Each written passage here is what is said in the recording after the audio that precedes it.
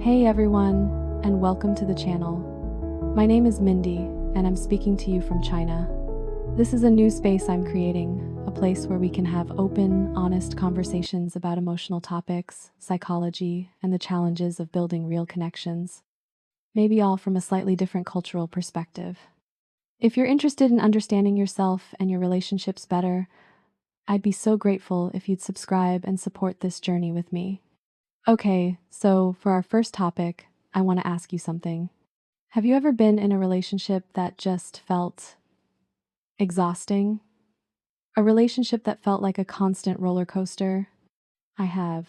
For the longest time, I thought that chaos and that drama was passion. It wasn't. It was a sign of a deep insecurity, an insecurity that started for me long before I ever dated anyone. To understand, I have to take you back to my high school days in China. Like many students here, my life was under intense academic pressure. Your grades, your rankings, it felt like that was your entire identity. And in that high-pressure world, I had a crush on a girl. She was smart, she was popular, and she didn't like me back. This rejection hit me incredibly hard. In that environment, it wasn't just, oh, she's not into me. It felt like a total validation of my deepest fear that I just wasn't good enough. I felt so insecure. I told myself if I were just smarter or funnier or better looking, then I would be worthy of love. This experience created a blueprint in my mind. It taught me that love wasn't something you're given. It was something you had to earn, something you had to strive for. And it meant I was starting every relationship from a place of not being good enough. Then I stumbled across attachment theory. The basic idea is that our earliest bonds create a blueprint for how we connect as adults. There's the secure style, they find intimacy easy, they trust, they're consistent. And then there are the insecure styles. This is where my life started to make sense. There's the anxious style. When I read this, I saw my high school self. I saw the kid who felt not good enough and was desperate for validation. Anxious types crave closeness, but deeply fear abandonment. That feeling of, I need to prove myself, was my anxious attachment style in action. And there's the avoidant style. They value independence above all. Deep intimacy feels threatening, so they create distance. And here is the most painful dynamic, the anxious-avoidant trap. This is the dynamic I was always in.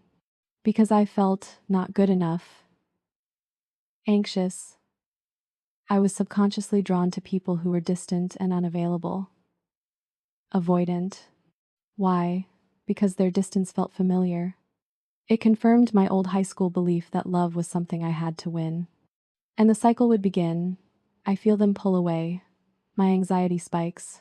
I'd text more, ask, are we okay? Trying to force a connection. My protest behavior, they feel smothered and pull away even more.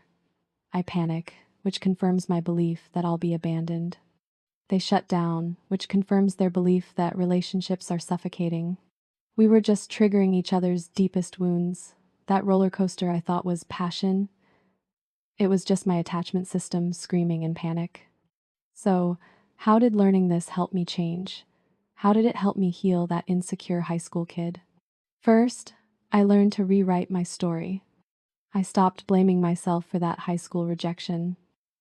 I looked back at that kid and, for the first time, I felt compassion for him. He wasn't not good enough. He was just a kid under a lot of pressure who experienced a normal rejection.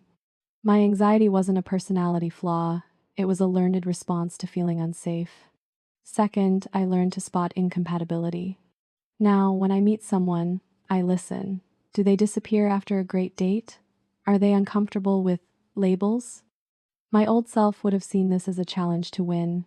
My new self sees this as incompatibility. I'm no longer trying to earn love from people who aren't available to give it. Third, and most importantly, I learned that a healthy spark feels like peace. I used to confuse anxiety with excitement, that butterfly feeling. It was my anxiety system screaming, warning, this person is unavailable.